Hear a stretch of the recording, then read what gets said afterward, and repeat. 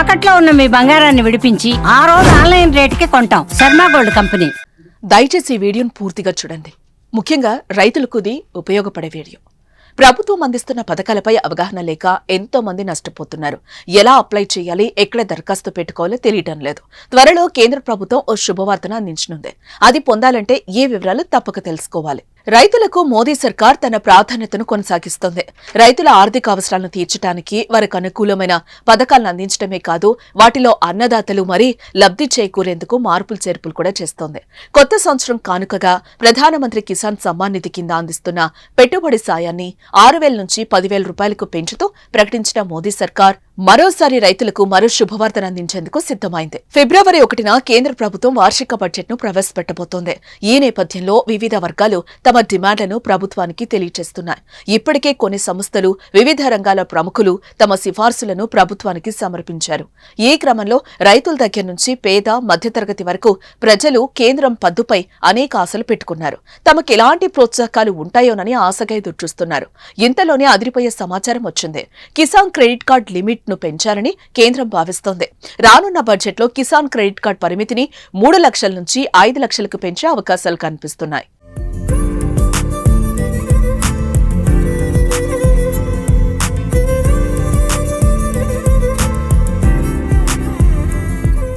రైతులు ఆర్థికంగా నిలదొక్కునేందుకు అందించే పథకాల్లో కిసాన్ క్రెడిట్ కార్డు ఒకటి. వ్యవసాయంలో ఇబ్బందులు పడకుండా ఉండాలన్న ఉద్దేశంతో కేంద్ర ప్రభుత్వం ఆర్థికంగా భరోసా కల్పించేందుకు స్కీమ్ను అందుబాటులోకి తీసుకొచ్చింది. వ్యవసాయం సంబంధిత పనులు చేసే రైతులకు 9% వడ్డీకి స్వల్పకాలిక రుణాలను అందిస్తారు.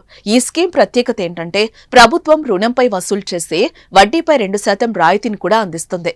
అదే సమయంలో మొత్తం రుణాన్ని సకాలంలో చెల్లించే రైతులకు ప్రోత్సాహకంగా మరో 3% రాయితీని కూడా ఇస్తారు. అంటే ఈ రుణాన్ని రైతులకు కేవలం 4% వార్షిక వడ్డీకి అందిస్తారు. దీని ద్వారా ఇప్పటి వరకు 3 లక్షలు రుణం పొందొచ్చు.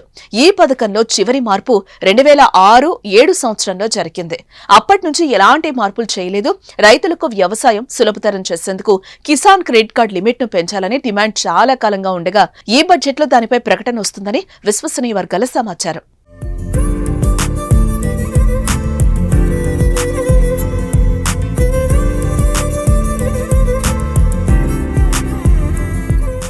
దేశంలో అన్ని ప్రముఖ బ్యాంకులు కిసాన్ క్రెడిట్ కార్డును అందిస్తాయి. ప్రభుత్వ బ్యాంకులతో పాటు ప్రైవేటు బ్యాంకులు ఈ సేవను అందిస్తున్నాయి. బ్యాంకుల వద్దకు వెళ్లడం ద్వారా లేదా ఆన్లైన్లో స్వయంగా అప్లై చేసుకోవడం ద్వారా కూడా కిసాన్ కార్డును పొందొచ్చు. అలాగే భూ యజమాని నుంచి కౌలు రైతుల వరకు ఎవరైనా ఈ కార్డును తీసుకోవచ్చు. కిసాన్ కార్డు కోసం ఆన్లైన్లో అప్లై చేయాలనుకుంటే సంబంధిత బ్యాంకు వెబ్సైట్లోకి లాగిన్ కావాలి. హోమ్ పేజ్లో రుణాల ఆప్షన్ సెలెక్ట్ చేసుకుని అందులో కేసీసీ అనే ఆప్షన్ ను సెలెక్ట్ చేసుకోవాలి. అక్కడ అడిగిన వివరాలన్నింటినీ ఎంటర్ చేయాలి. అంతా పూర్తయిందనుకున్న తర్వాత సబ్మిట్ బటన్ క్లిక్ చేస్తే సరిపోతుంది. మీరు అప్లై చేసినట్టుగా ఒక రిఫరెన్స్ నెంబర్ వస్తుంది.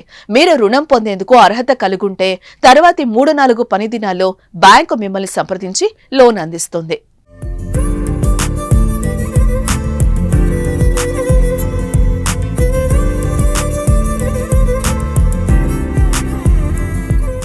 ఆఫ్లైన్ లో కిసాన్ కార్డు పొందాలనుకున్న వారు తమ దగ్గరలో ఖాతా ఉన్న ప్రభుత్వ, ప్రైవేటు బ్యాంకులను సంప్రదించొచ్చు.